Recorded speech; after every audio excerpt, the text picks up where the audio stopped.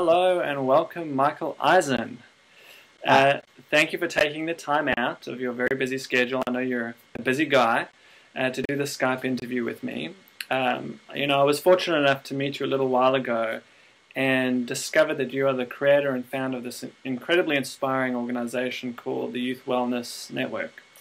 Now, what I discovered is this organization provides extensive support programs and resources for youth that are dealing with all sorts of different challenges, all sorts of bits and pieces in their lives. What I also discovered, which was inspiring to me as well, is that you've also been able to co-author a book with your dad, Jeff Eisen, called Empowered Youth. As you may be aware, you probably know this already because we've spoken before, Be Who You Want to Be, my company focuses primarily on empowering kids, younger kids, to achieve their potential and really become these inspired leaders. And I really felt it would be wise to share all the incredible work that you're doing to assist the youth to do exactly that. Being a young guy yourself, you've got a lot of vision already, and probably a lot more to share as you continue on your journey. So I guess I'd like to ask you some questions about the organization that you created, the work that you're doing at the moment, and the book that you co-authored with your dad. Awesome. I'm happy to be here. Cool, thank you. So, my first question, I've read that, and I know because we've spoken about it, that you created the Youth Wellness Network when you're around 25 years old. Am I correct in saying that? Yes. Okay. So my question is, what drove you, or I guess inspired you to develop the organization? Everything that I run through my organization is all based on my own personal experience. So really what drove me to create the Youth Wellness Network was my experience in the first 18 years of my life of really going through what felt like a lifetime full of challenges, everything from being bullied and issues of feeling isolated and alone and misunderstood and stressed out and anxious and depressed and physically ill, which ultimately all culminated in a breakdown at the age of 19 when I was in my second year of university. And really, quite frankly, if it wasn't for my dad showing up for me in my life and providing me with some tools and strategies that allowed me to really turn that breakdown into a breakthrough, I really don't think that I would be here, let alone doing what I'm doing. Mm-hmm. So why I created the organization was because when I was 19 and I was going through those struggles, and even many years leading up to that, I really didn't feel like there was enough content, resources, programs, etc., relatable and accessible to me at that age. Mm-hmm. There's tons of mental health resources out there, but there's a lot around, especially in the age of a teenager and preteen, that you don't want anything to make you feel even more different. You don't want anything to isolate you even more. Mm-hmm. And so one of the biggest challenges is that I went through is that I never felt confident enough to be able to say that I needed help and to be able to tell anybody that what I was going through.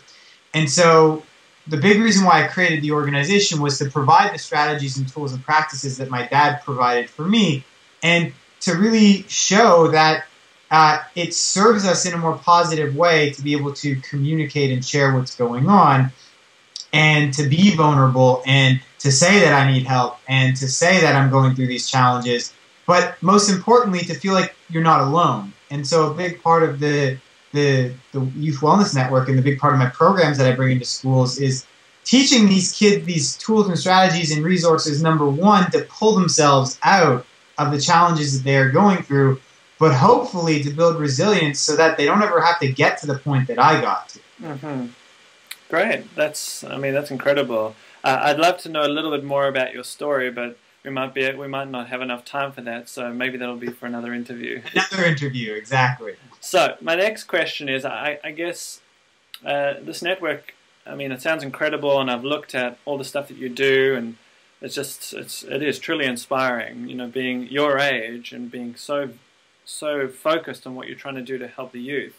So can you share with the viewers what the Youth Wellness Network actually does to empower young kids? Absolutely. So first and foremost, every program, every resource that we create is all about getting to the root cause of the challenge or the problem or the situation. So, we don't create Band-Aid solutions. We create things that are going to change the roots of the challenge, which is ultimately then going to change the behavior, which will then ultimately change the experience and the outcome. So to give you an example, I know bullying is a big thing for you, and I know we share very similar beliefs on this. To me, bullying's not the problem. The problem is that there's a lack of self-esteem and self-worth and self-love that is present amongst young people in our society. And quite frankly, it's present amongst the majority of us in our society, not just young people. It just starts at that young age. So what I would do is I would create programs and resources that would teach youth of young ages and also at ages of preteens and teens to be able to learn how to build that self-esteem and self-worth from within themselves instead of having to rely upon getting it from their peers or from their parents or from their teachers or from everything outside of themselves. So to look within themselves to really feel what they're looking to achieve and they're looking to feel instead of seeking it outwardly, instead of seeking it outside of themselves. So what I do is I basically create and implement mental, emotional, and physical wellness programs, and I bring them into schools and I run them as supplementary programs. The ultimate vision is to be able to get wellness as part of curriculum in education. That's one of my biggest long-term visions. Right now they're supplementary programs, so we run them after school, we build in a day, and we take them out of school. I'm an inspirational speaker, so I actually will go in and we'll do assembly keynotes and speak to the entire school. And then I'll train a group of students in various different mental and emotional wellness principles and strategies. And then they formulate a team in that school, and then they go out and they create projects and initiatives and teach their peers the things that they learned in the training. I'm a big believer that in that peer-to-peer education model that has youth leading the way, teaching things that they've learned and applied to their lives to their peers, because I believe that that is the most effective way to create sustainable change. Great. It's amazing that you shared that. I think we've spoken about this before, but that's very much a part of the vision that I have with my business. The reason why I created it is because I saw, I guess, that the long-term viability of transformation and change on the planet is going to come from really working with young people. Because a lot of the challenges that adults face come from when they were kids, so why not deal with them when they're children and really kind of transform the way things are happening as they stand by doing that. And I love what you're doing by, I guess, putting the accountability or responsibility back on the youth, where they can empower themselves to find their own solutions and overcome their own challenges just really by becoming stronger and more self-aware and all those other strategies that you're helping them to implement. That's great. Thank you. So in the past year, you co-authored a book called Empowered Youth with your dad about both of your journeys towards conscious living. So how did this book come into being? That's a funny story. I'm going to tell you the short version just because we don't have a whole lot of time in the interview. The short version of the story is that I found myself at a Hay House event. Hay House is a publishing company. It's considered to be the world's largest self-empowerment publishing company. I found myself at a Hay House event in Toronto in September of 2010. And I ended up posting a little bit about my organization that I had recently created on one of the event teachers' Facebook pages, who happened to be Cheryl Richardson. And she ended up calling me out in front of the entire conference the next day. Who's the young man who posted on my page who works with youth? We had a 5-minute conversation in front of everybody about the positive work that I was doing. And that happened to catch the eye of Louise Hay, who synchronistically happened to, at the time, be looking for some way to reach young people with this message of empowerment. Right. We ended up building this really awesome mentor-mentee relationship, and she basically said, we've got to get your message out to the world in a larger capacity. And one thing led to the next. I found myself in a meeting with her and Reed Tracy, the president of the company, probably about 8 months after that point. Shared with them my story, and it was Reed Tracy's idea for me and my father to write our story and write our book together.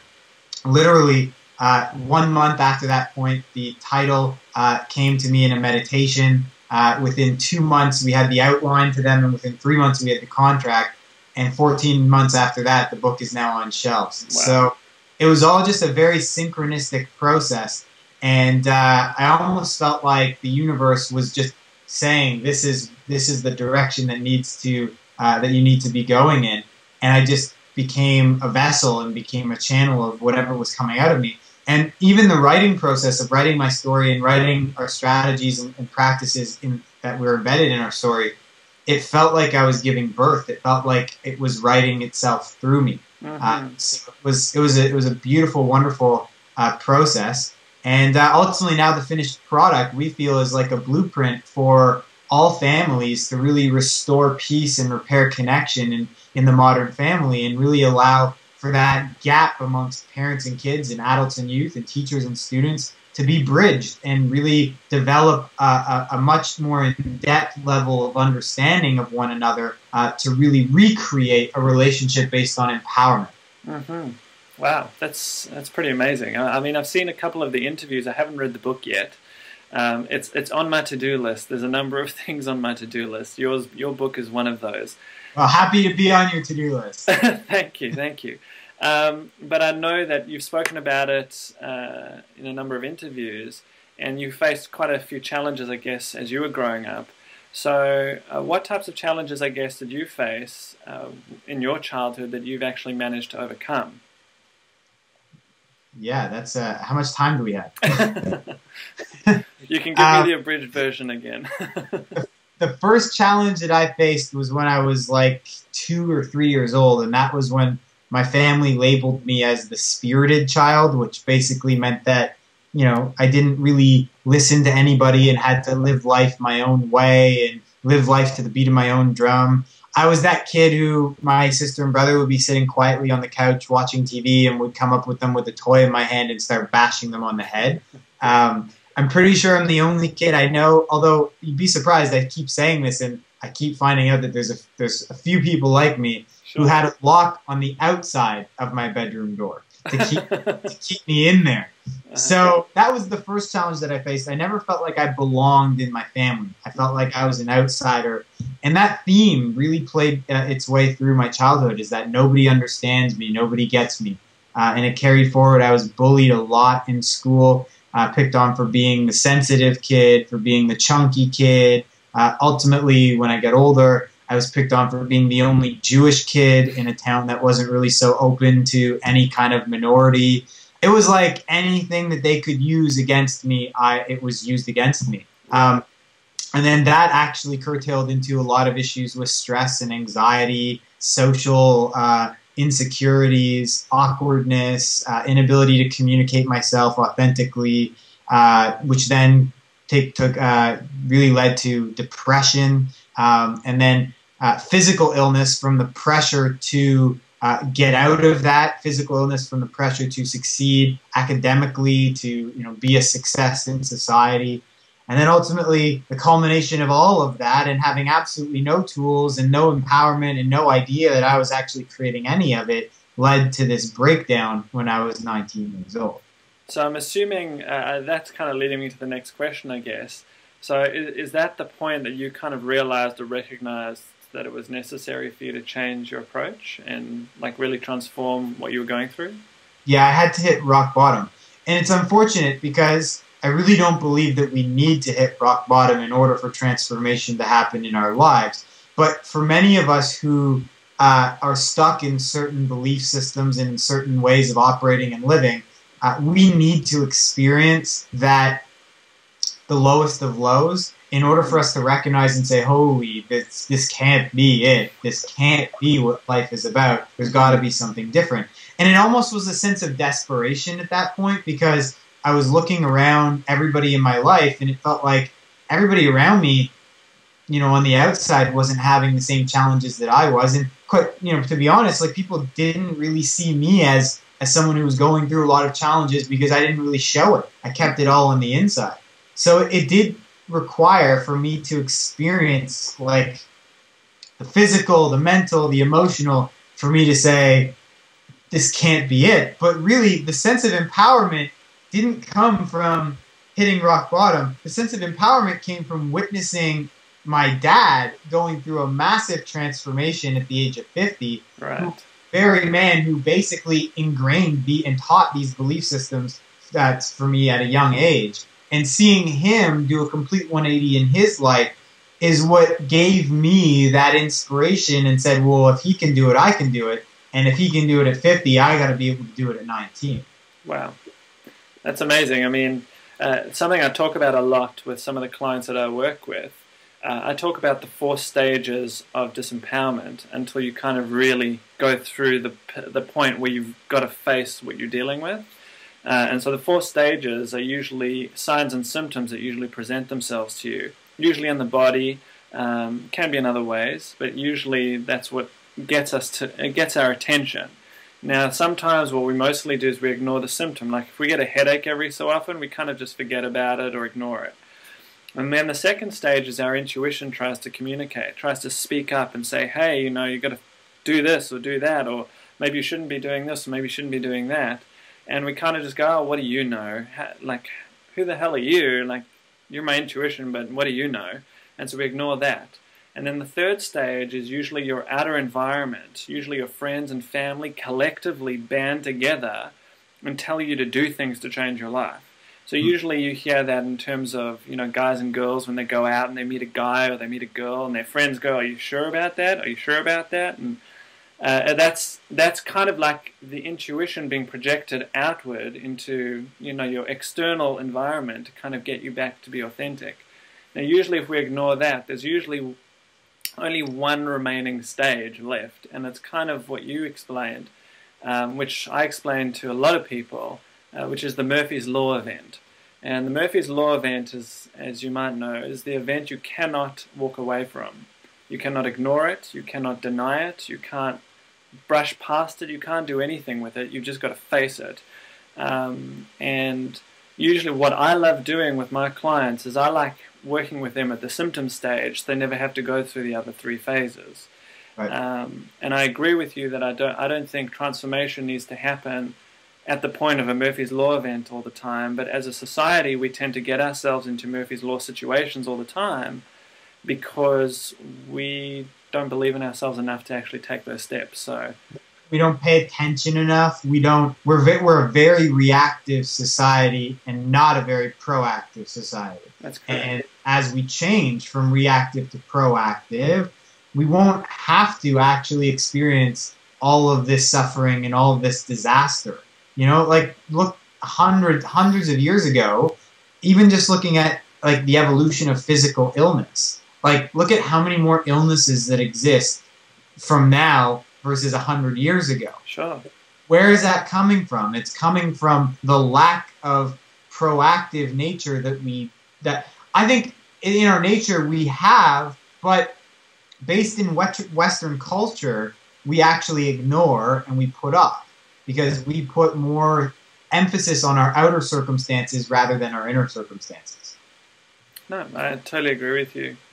We tend to be outer focused instead of inner focused. So it's a massive challenge for people like yourself or myself or anyone in the personal development or personal empowerment space, because you know about 95 to 98% of the world's population is in that reactive space. So we're kind of working against a lot of injections and projections of society and history that we're trying to shift. So I think it's amazing what you're doing, particularly at such an early level, to do that. And I'm grateful that I can share some of that right now.